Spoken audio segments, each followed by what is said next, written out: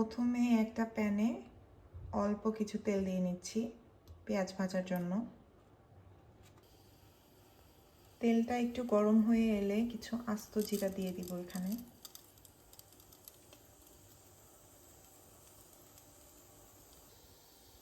এরপর এখানে পেঁয়াজ দিয়ে দিব কুচি করে রাখা। এখানে কিছু গোটা গরম মশলা দিয়ে দিচ্ছি। আমি দিয়েছি 3-4টা তেজপাতা, 4টা সাদা এলাচ, অল্প কিছু গোলমরিচ আর 6-7টা লং, আর অল্প সামান্য একটা মাঝারি সাইজের দারুচিনি। তো এগুলো আমি এখন পেঁয়াজটা ব্রাউন হওয়া পর্যন্ত ভেজে নিব। পেঁয়াজটা অনেকটা ব্রাউন হয়েছে, আমি এখন এটাতে চাল অ্যাড করব। চালটা আমি আগেই ধুয়ে রেখেছি, তো এখন সেই ধোয়া চালটাই অ্যাড করে দিব।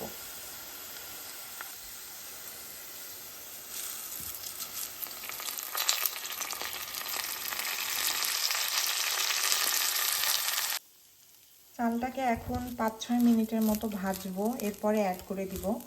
আর এখানে চালের ক্ষেত্রে একটা জিনিস খেয়াল রাখতে হবে, আপনারা যে কাপে বা যে পট দিয়ে চাল দিবেন সেটা ডাবল পরিমাণ পানি দিতে হবে। আর চাল যদি 1 কেজির বেশি হয়ে থাকে তাহলে সেক্ষেত্রে 1 কেজি চালের জন্য 1.5 কেজি পানি দিবেন, এরকম আর কি।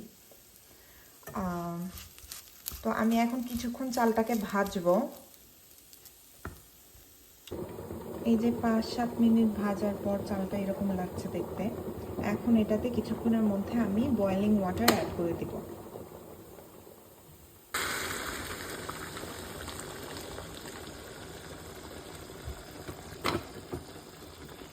এখানে আমার চালটাতে আমি 4 কাপ চাল নিয়েছিলাম, তাই এখানে 7 কাপ পানি দিয়েছি, আর 1 কাপ আমি দিয়ে দিব এখানে দুধ। এরপর এটাতে লবণ অ্যাড করব কিছু। লবণ অ্যাড করার পর একটু নেড়ে দিবেন। নেড়ে এটাকে এখন ঢাকনা দিয়ে আমি ঢেকে দিব।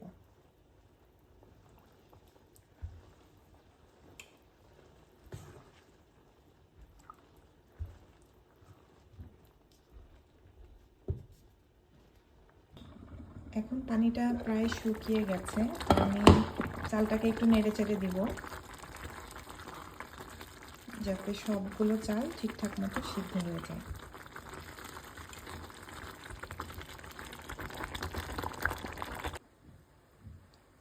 এখন আমি কিছু কিশমিশ আর কাজু বাদাম অ্যাড করে দিচ্ছি, দিয়ে এটাকে অল্প নাড়বো। নেড়ে আমি এটা ঢেকে রাখবো। আমার পোলাও রান্না করা শেষ।